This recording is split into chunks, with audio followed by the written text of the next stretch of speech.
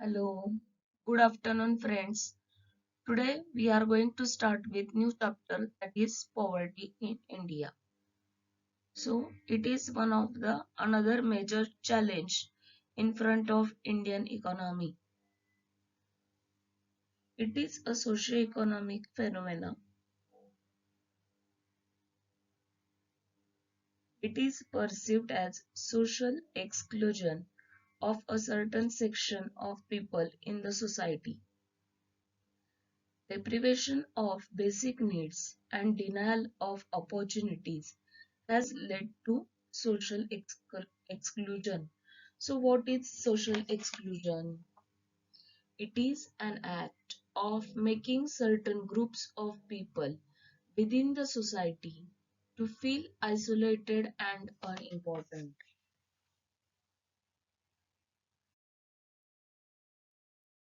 According to Professor Amartya Sen, poverty is not just a lack of money, it is not having the capability to realize one's full potential as a human being. Capabilities refer to economic, social, and political freedom. Lack of substantive freedom, such as freedom to satisfy hunger, lack of nutrition, healthcare, and educational facilities, denial of political and civil liberties lead to poverty. This definition is given by Professor Amartya Sen, an Indian economist, in his book Poverty and Famines, an essay written on entitlement and deprivation in 1981. Okay, and now the next concept is poverty line. Poverty line is an imaginary line that divides the poor and rich. It is determined in terms of per capita household expenditure. As per the task force on eliminating poverty constituted by the Niti Aayog, poverty line is defined as the threshold expenditure or the amount necessary to purchase a basket of goods and services that are considered necessary to satisfy basic human needs at socially acceptable levels. So Niti आयोगनी जे poverty लाईनचं definition दिलं ते तुम्हाला पाठ करायचंय आणि तेच definition तुम्हाला एक्झाम मध्ये 2 मार्कासाठी लिहायचंय. थोडस अवघड आहे पण पाठ करा. आता ते नीती आयोग काय म्हणतं की जे काय गुड्स अँड सर्व्हिसेस आपल्याला डेली बेसिसला लागतात ते परचेस करण्याची जर एखाद्या व्यक्तीची कॅपॅसिटी नसेल तर तो माणूस गरीब आहे. उदाहरणार्थ रोजचं लागणारं राशन, तेल, पाणी किंवा basic necessities of the life जे आहेत, इलेक्ट्रिसिटी आहे, त्याच्यानंतर एज्युकेशन आहे, ह्या सगळ्या ज्या गोष्टी आहेत ह्या गोष्टी विकत घेण्यासाठी त्या माणसाकडे पुरेसे पैसे नसतात आणि अशा लोकांना सोसायटी मध्ये स्थान नसतं, मानाचं स्थान नसतं. गरीब लोक म्हणले की त्यांची हेटाळणी केली जाते, हे काय गरीब आहे तू, तुझ्याकडे काहीच नाही, अशा पद्धतीने त्यांची हेटाळणी केली जाते. असे जे लोक आहेत ते सगळे कशात येतात, पॉवर्टी लाईनच्या खाली येतात. पण तुम्हाला बीपीएल नावाची कन्सेप्ट माहितीच असेल, below poverty line.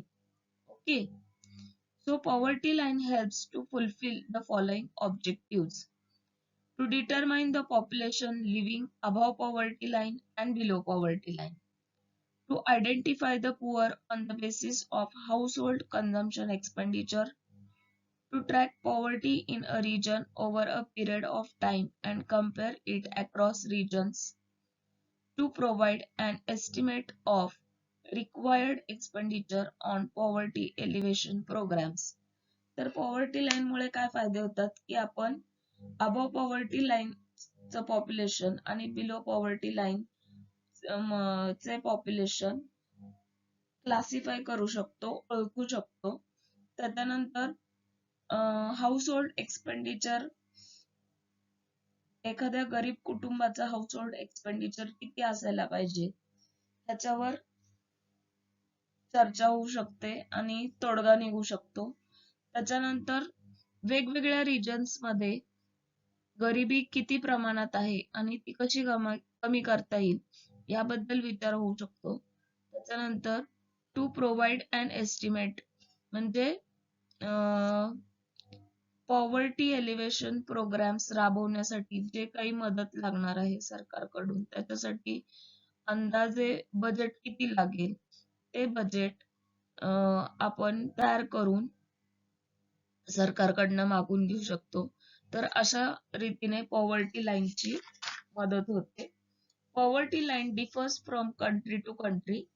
According to World Bank, poverty line has been defined at $1.90 per capita per day at 2011 prices on purchasing power parity basis. On this basis, 21.2% of India's population lived below poverty line. World बँकने नियम घालून दिले की per capita per day expenditure हा किती असला पाहिजे, $1.90 असला पाहिजे. Per capita means per head आणि पर डे म्हणजे दर दिवशी. दर दिवसाला पर हेड म्हणजे प्रत्येकी किंवा मानसी $1.90 एवढा खर्च आला पाहिजे. आणि हा खर्च जर सॅटिस्फाय होऊ शकत नसेल तर तो माणूस काय बिलो पॉवर्टी लाईन आहे. तर इंडियामध्ये 21.2% हे एवढं जे पॉप्युलेशन आहे हे बिलो पॉवर्टी लाईन आहे. अशा पद्धतीने आपण पॉवर्टी लाईनचे आणि रिलेटिव्ह पॉवर्टी आणि ऑब्सोल्यूट पॉवर्टी हे कन्सेप्ट बघितले. आता आपण टाइप्स ऑफ पॉवर्टी बघूया. टाइप्स ऑफ पॉवर्टी मध्ये दोन आहेत. एक आहे रुरल पॉवर्टी आणि दुसरा आहे urban poverty. As the name suggest, rural poverty among rural people in India which are found in villages is described as rural poverty. Deprivation of basic needs among certain section of the people living in villages is termed as rural poverty. It is found among small and marginal farmers, agricultural laborers, contractual workers, and landless laborers. Low agricultural productivity, drought, poor rural infrastructure, illiteracy, lack of alternative jobs, rural indebtedness have given rise to the problem of rural poverty. Also, a person whose income is not sufficient to have intake of daily food giving 2400 calories is called the rural poor. So, this is very simple concept, rural poverty. Rural poverty म्हणजे खेड्यापाड्यामध्ये आपल्याला दिसून येते ती गरिबी.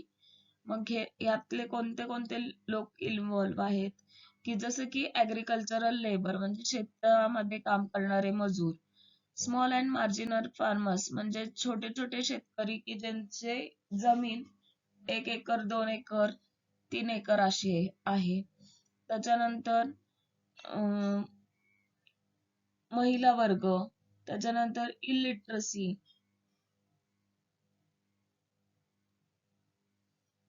आता हे लोक agricultural productivity, त्याच्यानंतर ओला दुष्काळ, कोरडा दुष्काळ, त्याच्यामध्ये परत पुअर रुरल इन्फ्रास्ट्रक्चर की रोड्स आणि ट्रान्सपोर्ट अँड कम्युनिकेशनच्या जिथं सोयी कमी आहेत, जिथं प्रचंड प्रमाणात अडाणीपणा आहे किंवा शिक्षण नाहीये अशा ठिकाणी, त्याच्यानंतर जिथे प्रचंड प्रमाणात बेकारी आहे आणि मेजॉरिटी ऑफ पीपल हे कर्जात बुडालेले आहेत, अशा ठिकाणी आपल्याला ही रुरल पॉवर्टी दिसून येते. मग ही रुरल पॉवर्टी जी आहे त्याचं आणखीन एक डेफिनेशन असं पण आहे की जिथे सामान्य माणूस जे काही आपल्याला 2400 कॅलरीजचं जे शरीराला लागतात तेवढं अन्न तो स्वतःला आणि स्वतःच्या फॅमिलीला पुरवू शकत नाही, अशी जी व्यक्ती आहे किंवा असे जे लोक आहेत त्यांना काय म्हणतात, rural poor. Okay, next concept काय, अर्बन पॉवर्टी. अर्बन पॉवर्टी मध्ये काय आहे, poverty among people living in urban area is described as urban poverty. A person whose income is not sufficient to have intake of daily food giving 2100 calories is called urban poor. The rural migrants in the urban area who lives in slums in unhygienic conditions and have no regular source of income constitute the urban poor. आता urban poverty, as the name suggests, the people living in urban area and those who are not able to satisfy their basic needs are called as urban poor or urban poverty. Absence of basic needs among certain section of population living in towns and cities in terms is termed as urban poverty. Urban poverty is largely attributed to the spillover effects of migration among the rural poor, lack of affordable housing, illiteracy, slow industrial growth, lack of infrastructure, etc. Urban poverty has led to the growth of slums and informal sector, as well as it creates law and order problems in the society. आता ही urban poverty concept कशामुळे आणि का तयार झाली थोडंसं बघूया. जे आपण रुरल पॉवर्टी बघितली होती, म्हणजेच रुरल पुअर, ते काय करतात, कामाच्या शोधात शहराकडे जातात. तिथे त्यांना काम मिळत नाही, ते हळूहळू काम मिळवण्याचा प्रयत्न करतात. मग काम मिळवायचं असेल तर तिथं राहायचं असेल तर राहायला जागा नसती, म्हणून मग स्लम एरिया किंवा झोपडपट्टी वाढत जाते. आणि ही झोपडपट्टी कुठं असते, मोस्टली शहराच्या बाहेरच्या साईडला असते, म्हणजे रिमोट एरियामध्ये, शहराच्याच रिमोट एरियामध्ये ही झोपडपट्टी असते की जिथं अनहायजेनिक कंडिशन्स असतात, सॅनिटेशन फॅसिलिटीज, इलेक्ट्रिसिटी ह्या सगळ्या नसतातच, आणि प्रचंड प्रमाणात दारिद्र्य असतं, गरिबी असते, कारण बेकारी भरपूर आहे. मुळात बेकार असलेले लोक जे रुरल एरिया मधनं येतात कामाच्या शोधात, त्यांना इथे सुद्धा काम मिळत नसल्यामुळे ते इथेही बेकारच राहतात, आणि अशा पद्धतीने झोपडपट्टीची संख्या वाढते शहरांमध्ये, आणि शहरी गरिबी हा कन्सेप्ट अस्तित्वात येतो. आता शहरातल्या लोकांना डेली फूड मध्ये कमीत कमी 2100 कॅलरीज तरी मिळाले पाहिजेत, आणि हे 2100 कॅलरीज मिळत नसल्यामुळे त्यांना अर्बन पुअर म्हणून डिक्लेअर केलेले. आता हा फरक का, 2400 आणि 2100चा हा फरक का? अर्बन पॉवर्टी मध्ये शहरी लोकांना शारीरिक काम हे खूप कमी असतं, आणि on the contrary rural poverty मध्ये खेड्यातल्या लोकांना फिजिकल कष्ट किंवा शारीरिक कष्ट हे खूप असतात. तर त्यांच्या शारीरिक गरजा भागवण्यासाठी आणि योग्य पोषण मिळण्यासाठी रुरल रुरल पीपलला 2400 कॅलरीज मिळालेच पाहिजेत आणि अर्बन पीपलला 2100 कॅलरीज हे मिळालेच पाहिजेत. आणि ह्या गोष्टींची कमतरता असल्यामुळे ह्या दोन्ही कन्सेप्ट, रुरल पॉवर्टी आणि अर्बन पॉवर्टी, या अस्तित्वात आल्या आहेत. Okay, so we have completed today concepts of poverty and types of poverty, definition of poverty and multidimensional poverty. Learn the definitions by heart. There will be question asked on distinguish between rural poverty, urban poverty, absolute poverty and relative poverty. So be prepared for that. It is very easy. Go through the lesson. If you have any difficulty, you can call me.